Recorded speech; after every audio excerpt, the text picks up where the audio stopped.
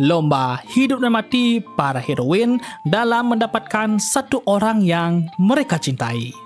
Jadi pada sebuah bulan April di sebuah sekolah, ada segerombolan cowok yang mengajak teman mereka yaitu Izumi untuk pergi ke karaoke. Tapi lebih tepatnya ke kencan buta.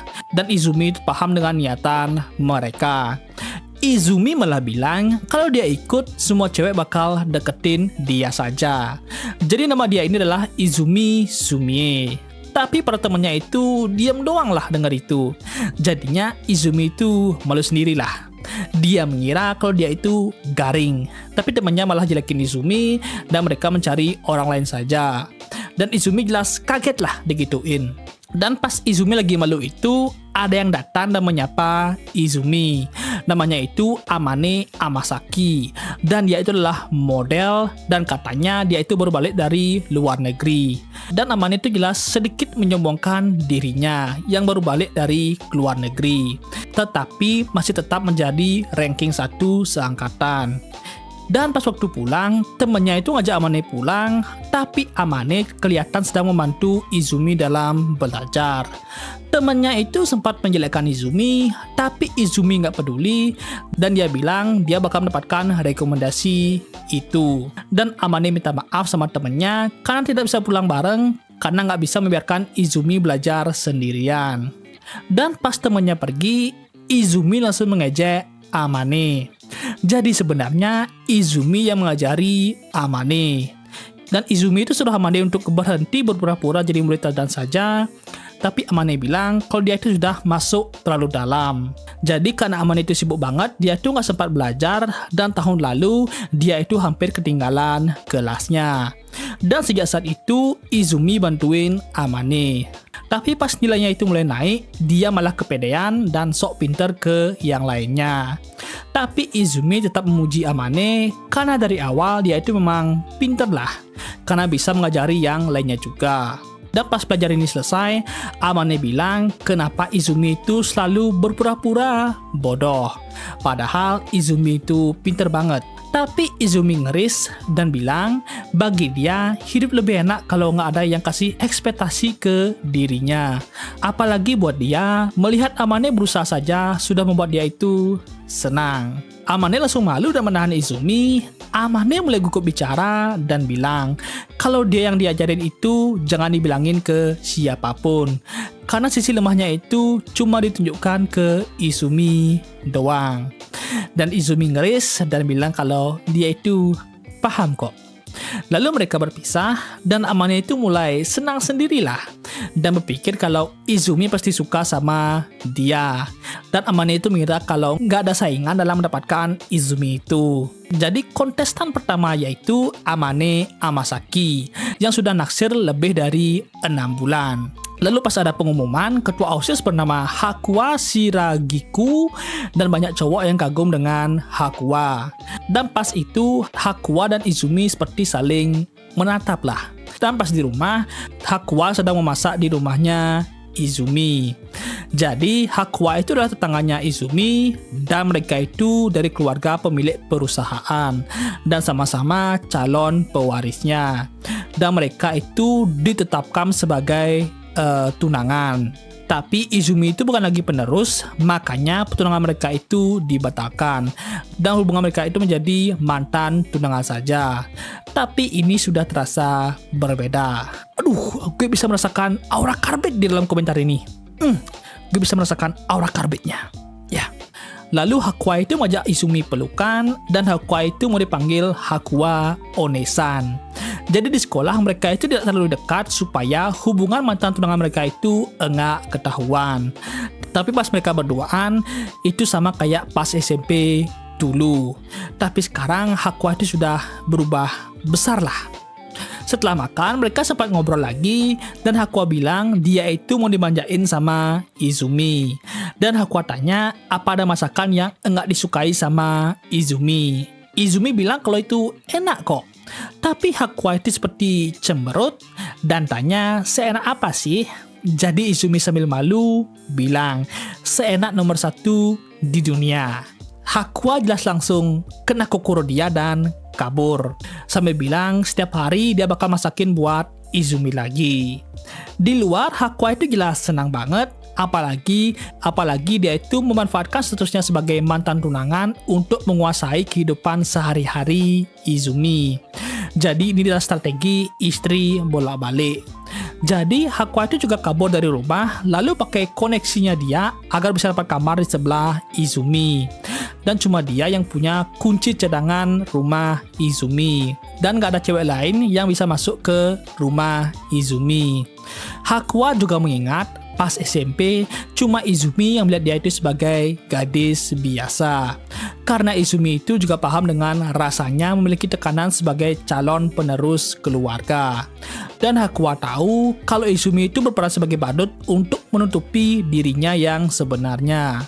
Makanya Hakuwa akan berusaha mengubah pikiran bapaknya dan pada akhirnya akan bersama dengan Izumi sampai akhir. Jadi peserta nomor 2 adalah Hakuwa Shiragiku dan sudah naksir selama 5 tahun. Besoknya, pas Izumi makan siang yang dibuatkan sama Hakuwa, dia itu mendengar teriakan. Di luar, Izumi melihat temannya itu dimarahin sama Haru Kasuga yang lagi menjaga Inori Domoto. Dan Izumi itu langsung mendukung kedua cewek itu. Jadi Izumi tanya, kenapa kelas 1 ada di gedung kelas 2? Dan personality keduanya itu berbeda banget lah. Tapi mereka itu ada di klub yang sama dengan Izumi. Jadi Inori tanya soal klub mereka, dan pas Inori tanya soal buku yang dia rekomendasikan, Izumi mau jawab, tapi Haru langsung melindungi Inori, dan mereka itu pergi. Tentu saja sebelum pergi, Haru harus menyelekkan Izumi. Makanya Izumi itu sakitlah hatinya. Di perpus, jadi klub mereka ini adalah klub membaca sastra percintaan. Sebenarnya dulu Izumi itu cuma menjadi anggota tambahan saja, tapi pas mau dibubarkan, ada yang malah masuk, jadinya klub itu masih berjalan. Dan seperti biasa, Inori membaca buku, dan Haru itu fokus ke main game doang.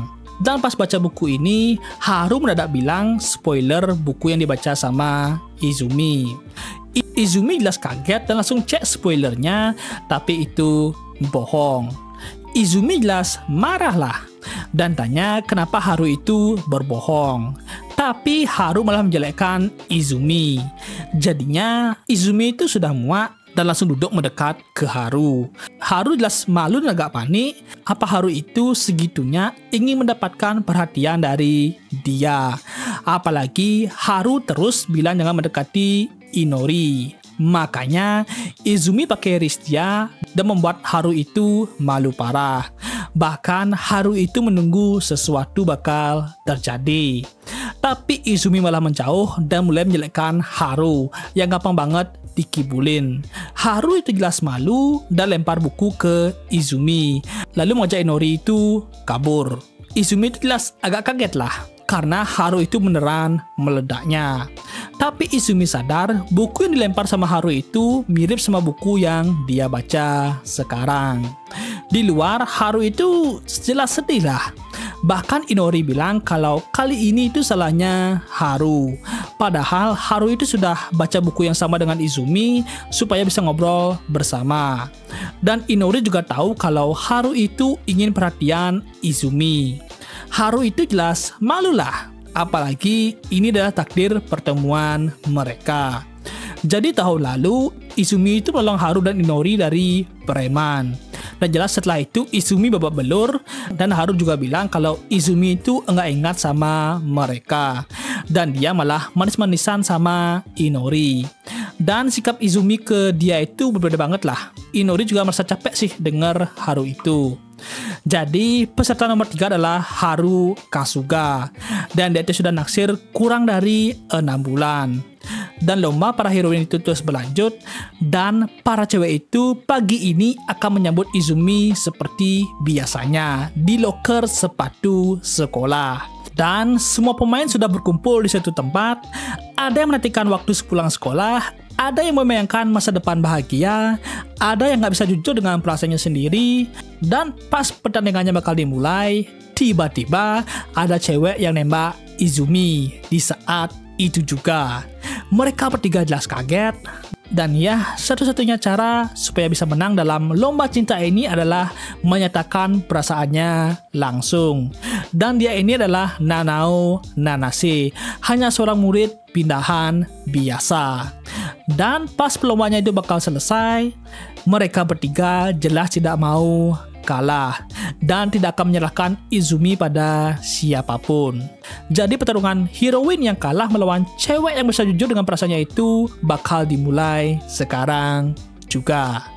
Lanjut, chapter kedua. Jadi kenapa Nanase ini tiba-tiba bisa menembak Izumi? Dan Izumi ini seperti ingat dia ini siapa. Jadi seminggunya lalu, Nanase yang baru pindah ke sekolah ini kelihatan kesusahan pas membawa buku yang banyak ke rumahnya. Apalagi dia itu tersesat di sekolah dan gak punya orang yang bisa diminta tolong. Dan pas banget Izumi di sana muncul dengan narsisnya. Dia tanya keadaan Nanase. Nanase jelas keheranan sama Izumi. Nanase mengira orang kota itu semuanya begini, tapi Izumi itu malah malu sendiri. Nanase mengira kalau Izumi ini enggak berbahaya kayaknya. Dan Izumi langsung membawa tas yang isinya buku itu dan tanya gimana Nanase itu sekarang. Jadi Nanase bilang dia kesini mengurus dokumen dan mengambil bukunya. Tapi bapaknya itu mendadak disuruh kerja, makanya dia itu nggak bisa ngantar. Dan Izumi sambil nelpon tanya kelasnya Nanase. Dan Izumi memanggil Goto dan bilangin soal Nanase dan bapaknya. Lalu Izumi bilang kalau bukunya itu bakal diantar ke rumahnya Nanase langsung. Nanase tanya siapa yang dipanggil, jadi itu adalah guru BK-nya. Dan Izumi akan taruh ini di kantor BK-nya. Nanase jelas senang karena masalahnya itu langsung beres. Dan pas Izumi menunjukkan gerbang sekolahnya, Nanase melihat gantungan di HP-nya Izumi. Nanase langsung teriak dan menunjukkan gantungan yang sama. Izumi jelas kaget karena ada orang lain yang punya gantungan yang sama. Apalagi karakter itu sudah lama banget lah. Dan Nanase itu bilang apa? Dia senang dengan barang ini karena dulu ada yang membelikan dia gantungan itu. Makanya dia itu suka sama barangnya dan selalu menjaganya selama ini. Dan Izumi malah senang mendengar itu. Dia juga berterima kasih lah. Nanase heran kenapa Izumi berterima kasih dan kenapa setelah melihat senyumannya Izumi, hati dia itu dag-digdug dan mengira apa ini rasanya jatuh cinta. Lalu setelah Izumi ditembak, pas jam pulang sekolahnya, dia frustasi karena ada teman sekelasnya yang melihat itu dan menyebarkan rumornya. Dan pas di sana, Amane itu kelihatan kesel banget sama Izumi. Izumi jelas tanya kenapa, tapi Amane itu jelas nggak mau bilang alasannya. Amane bilang pasti Izumi itu senang pas ditembak. Izumi bilang enggak lah. Dia itu cuma pernah ketemu sekali dan membantunya sekali doang kok. Tapi tiba-tiba dia itu malah ditembak. Tapi Amane tanya, bukannya Izumi itu pasti menggoda Nanase dulu. Izumi cuma bisa diam doang lah. Tapi Amane itu sok kuat dan bilang dia gak peduli dengan siapa Izumi pacaran. Jadi Izumi jelasin, kalaupun dia itu imut, mana mungkin dia akan langsung pacaran kalau ditembak doang. Amane jelas heran soal itu. Izumi jelasin soal pacaran itu yang penting tahu satu sama lain. Tapi Amane bilang kalau Izumi itu selalu gomelin orang lah. Jadinya Izumi itu gak bisa lawan, tapi sekarang mereka bakal fokus ke pelajarannya saja. Dan Amane salah paham sama kelakuan Nanase. Dia mengira Nanase melakukan ini demi Amane. Dan Amane langsung balik ceria. Dan pas itu Nanase muncul dan dia itu mau ikut dalam belajarnya. Amane jelas kesel karena Nanase itu terlalu nempel sama Izumi. Nanase minta maaf, tapi dia kaget ternyata Nanase tahu Amane itu model. Dan Nanase mulai memuji Amane yang terkenal banget. Dan Amane ini langsung senang lah pas dipuji sama Nanase. Pas Izumi bilang Amane itu mengajari dia, Nanase makin kagum sama Amane. Dan Amane jelas makin sombong lah. Makanya Izumi itu minta mereka ditinggalkan saja. Tapi Nanase itu malah mau ikut sama belajarnya. Amane jelas panik, Nanase juga memberikan alasan yang bagus banget. Izumi sadar kalau begini, dia nggak akan bisa mengajari Amane dengan benar. Dan Amane bilang Nanase itu nggak boleh ikut. Dan Izumi heran dengan perubahan moodnya Amane. Dan Amane itu malah membuat masalah makin ruwet lah. Tapi Amane itu malah bilang, Nanase boleh mengincar Izumi, tapi Nanase itu harus membuat Izumi juga suka sama dia. Dan Izumi itu juga dimarahin. Makanya Amane tanya, sekarang siapa yang disukai sama Izumi? Amane jelas mengira kalau itu dia, tapi Izumi bilang sekarang dia itu enggak suka sama siapapun. Amane jelas heran, dan Izumi makin heran sama Amane.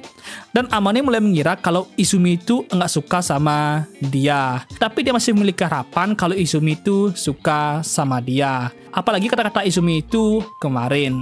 Tapi otaknya Amane itu malah nggak sanggup berpikir lagi. Dan Izumi heran sama Amane hari ini. Dan Nanase itu mulai menyerang dan mendekat ke Izumi. Dan pas belajar ini, Izumi sadar kalau Nanase itu pura-pura nggak tahu saja sama pelajarannya. Bahkan Nanase juga nempelin opainya ke Izumi.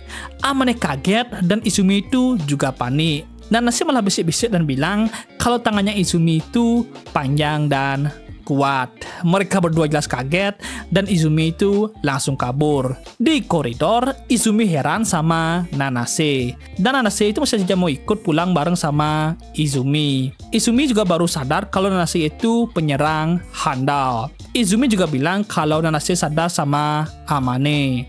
Nanase jelas sadar lah. Makanya Izumi itu bilang dia membantu Amane belajar. Apalagi tekanan dari bapaknya dan wujud siswa sempurna itu. Makanya dia mau Nanase menyembunyikan ini. Nanase sih mau saja, tapi dia mungkin akan mengerjai Amane sedikit. Nanase juga bilang kalau dia itu akan membuat Izumi jatuh cinta sama dia. Di ruang OSIS, Hakuwa yang sudah tahu info soal Nanase, dan sekarang dia itu nggak akan tinggal diam. Dan Amane baru bangun setelah pingsan karena malu tadi lah. Dan yap, makanya itu mentok sampai di sini. Pas di awal ketemu, gue kira Nanase itu cewek yang biasa doang atau pasif lah. Ternyata dia itu penyerang handal, hyper lah. Bahkan Izumi sama Amane itu kaget sama Nanase. Gue juga kaget lah sama Nanase itu. Dan Hakuwa itu juga mulai bergerak, dan pasti bakal seru lah kelanjutan manganya ini. Tapi ya, ini manga update-nya itu bulanan, jadi untuk part berikutnya bakal lama banget lah. Tapi segitu aja dulu, jangan lupa like, share, subscribe, and see you next time. Bye-bye, Bagakers.